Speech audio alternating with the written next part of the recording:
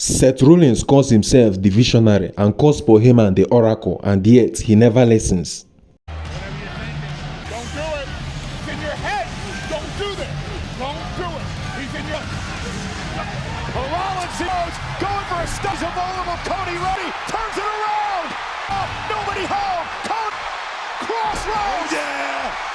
Hours before the main event, Paul Heyman walked to the ring with that sinister smile he wears like a clown. He didn't just cut a promo, he played puppet master. He reminded the world and Randy Orton himself of one painful truth. Orton has betrayed more partners than anyone in WWE history. From evolution to legacy, Randy Orton has always been the snake that strikes when you least expected it.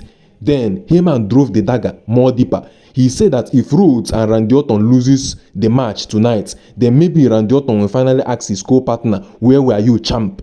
It wasn't trash talk, it was psychological warfare. Heyman was painting Cody Rhodes not as a partner, but as a liability. The champion who might be more concerned about his title than about saving the man standing beside him. And that was one sentence that Heyman didn't just make a hype about. He lit a fuse about it and caused a paranoia.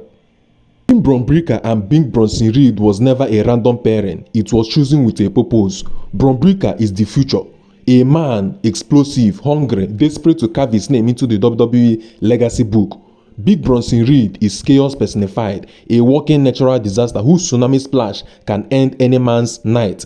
Together they were Heyman's soldiers of destruction, and across the ring stood Cody Rhodes and Randy Orton.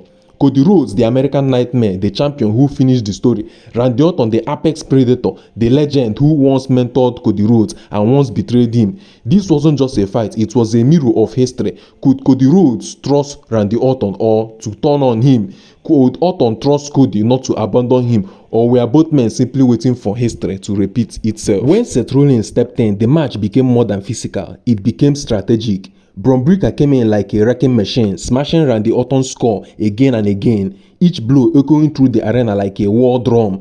Orton tried to shake it off, but Breakker wasn't done. He was hunting legends. Cody Rhodes fought desperately, clawing at Orton's arm, wrenching it back, trying to make him tap out in the middle of the ring. But before he could lock in, Breakker rage exploded. He snatched Cody up and flung him like a rag doll, sending him crashing with bone-crushing force into the timekeeper's arena. Chaos didn't end there. Out of nowhere, Seth Rollins struck with the Venom, a skull-shattering stomp that drilled Randy Orton's head into the mat, and just when you thought it was over, Bronson Reed climbed the skies and crushed what was left with a devastating tsunami. The fallout that leaves WWE shaking is 1. Randy Orton's distrust. The Viper is coiled, waiting. Will he strike Cody before Cody strike him? 2. Paul Heyman's vision expansion. By uniting Rollins, Bron Breakker, and Big Bronson Reed, Paul Heyman is building an empire that is even more dangerous than the Bloodline. 3. Crown jewels foreshadowing. The road leads to Saudi Arabia. Cody Rhodes versus Seth Rollins seems inevitable, but Randy Orton is the wild card that could change everything, because the true story here isn't who got pinned, it's the slow poisoning of Orton's trust. It's Heyman's chess game where every piece is falling into place. It's the rise of the Vision, a force that could shape WWE's future the same way the Bloodline once did.